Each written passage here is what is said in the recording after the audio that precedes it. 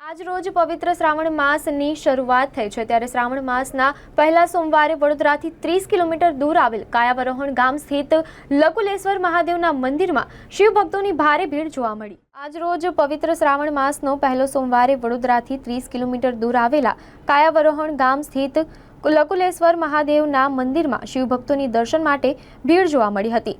ભગવાનને જલ અભિષેક કરીને દૂધ અભિષેક કરીને સારી રીતે એમને શણગારવામાં આવ્યા હતા।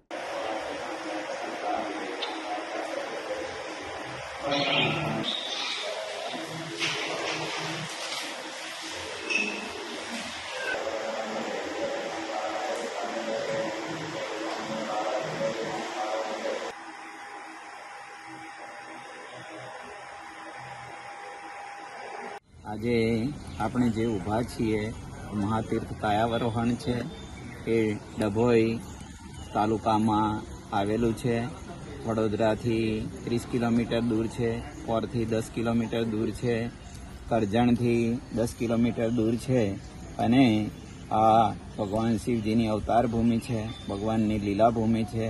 આજથી 5000 વર્ષ પહેલાં ભગવાને અહીંયા અવતાર ધારણ કરેલો અને અહીંયાથી યોગની વિદ્યા છે સમસ્ત વિશ્વમાં આપી। યોગ વિદ્યા છે એ આપણી સનાતન સંસ્કૃતિ છે, જીવન પદ્ધતિ છે, જેના દ્વારા વ્યક્તિ છે એ પોતે આધિભૌતિક આધિદૈવિક અને આધ્યાત્મિક દુઃખોની અંદરથી મુક્ત થઈ 24 તત્વના સર્વ બંધનો કાપી અને પોતે સદેહ મુક્ત થઈ શકે છે। એટલે ન તસ્ય રોગો ન જરા ન મૃત્યુ પ્રાપ્ત યોગાગ્નિમય શરીરમ, એટલે એવો દેહ પ્રાપ્ત કરી શકાય છે કે જેના દ્વારા મૃત્યુ ન હોય, રોગ ન હોય અને ગળપણ ન હોય।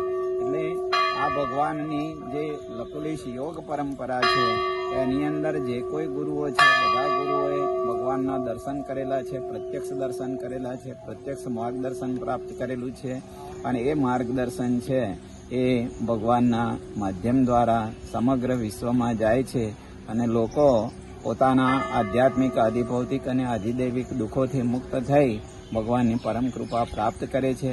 ભગવાનનો 28મો અવતાર છે। 28મા અવતારનું નામ ભગવાન લકુલિશ છે અને લકુલિશજી ભગવાન છે એમના દર્શન માત્રથી સર્વ પાપોનો નાશ થાય છે। અહીંયા બધા ભક્તો પોતાની બધી મનોકામનાઓ પરિપૂર્ણ કરી સંસારના દુઃખોથી મુક્ત બની અને આનંદથી પાછા સંસારમાં જાય છે। ભગવાનની કૃપા છે એ શિવ કૃપા હિ અસ્તુ, ગુરુ કૃપા હિ કેવલમ, શિવ કૃપા હિ કેવલમ।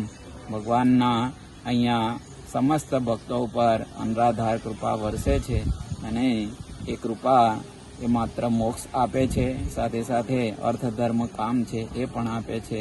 અહીંયા આવો અને આપની મનોકામનાઓ પરિપૂર્ણ કરી ભગવાનની કૃપા પ્રાપ્ત કરો। અસ્તુ। આપનો પરિચય? હું સંત મુક્તાનંદ, મારા ગુરુનું નામ સ્વામી રાજર્ષિ મુનિજી, એમના ગુરુનું નામ સ્વામી કૃપાલવાનંદજી અને કૃપાલવાનંદજીના ગુરુ આજે મંદિરમાં બેઠેલા છે ભગવાન લકુલિશ સ્વયં છે। અસ્તુ। જય ભગવાન।